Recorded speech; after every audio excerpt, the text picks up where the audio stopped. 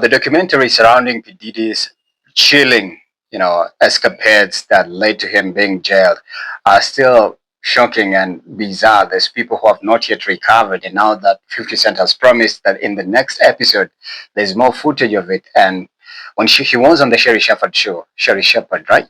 Yes, on the Sherry Shepherd, he said that, he'll just post it on YouTube.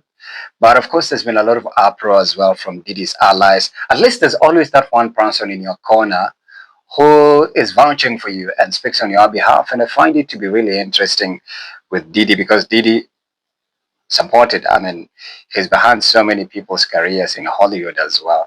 But now that's not even the story either. The story is that the son King Combs feels like since the documentary was out, they've received a lot of negative responses and uproar and criticism, and he feels like it's endangering their well-being in the United States. And so guess what?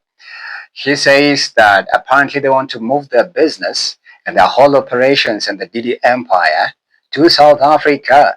I don't know how true or false this report is, but let me just shout out to this site. It's called Janita Media, and quote unquote, it says, he started off by breaking news. It said, King Combs, Diddy's son, revealed plans to relocate the entire Combs family and their business to South Africa. He says they've been facing a lot of negativity in the United States due to 50 Cent's documentary. The situation has become so uncomfortable that King Combs admits he's worried about continuing to host Diddy parties here. The move to South Africa is meant to give the family a peaceful space to live and continue their legacy, especially while Diddy is serving his sentence and won't be released until in 2028. All right, and then he finishes down there by saying, looks like the Combs family is making major global moves. I find it really interesting because just before that, there was a bit of a reaction from 50 Cent. And 50 Cent, of course, he had something nasty to say about King Combs, which is really sad because at the same time, you're staring at your dad is incarcerated for all those atrocities he committed. So as a child, you did not sign up to be in that mess. You did not write a letter to be born in that family. But now that the worst is here for you, the only thing you can do as a child is at least to find that small little, mental health space to thrive. And so I can only imagine how the kids are feeling and also their future.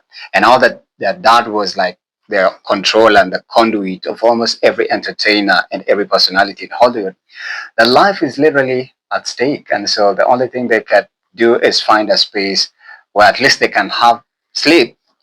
But it's a mess. That Diddy documentary, I've not watched the whole of it. I've watched just portions and excerpts. But I can only imagine if I was a child of Diddy, how probably all of you should check into therapy. The shame, the guilt, the threats, the fear, the criticism, the backlash and uproar. Oh, it's insane, man. So they're moving everything to South Africa. I don't know how welcoming South Africa is going to be for the Puff Daddy empire, the Sean Diddy Combs empire. How free are they going to, operate in South Africa? And if the judges are going to come for them, if 50 Cent is going to come for them, how will they live in South Africa? But you know what? Diddy made a lot of money. I don't think Diddy has money issues. In fact, the other day we saw development saying that his private jet has at least made $6 million US since his incarceration. So he was running a multi-billion-dollar empire. And he's connected to Clive Davis. He has connections with almost each and every billionaire. And allegedly, word on the cab had it that he was, pardoned by Trump. So according to the First Step Act, it's in the American legal system where if you've at least served a period of time, then when they're doing the final sentencing, you won't serve the entirely previously, let's say like 16 months or 20 months or so. So, wow. I can't wait to see how this is going to go. This is going to pan out. They're going to move to South Africa. But from the comments, from this post, a lot of people are saying he shouldn't have said it.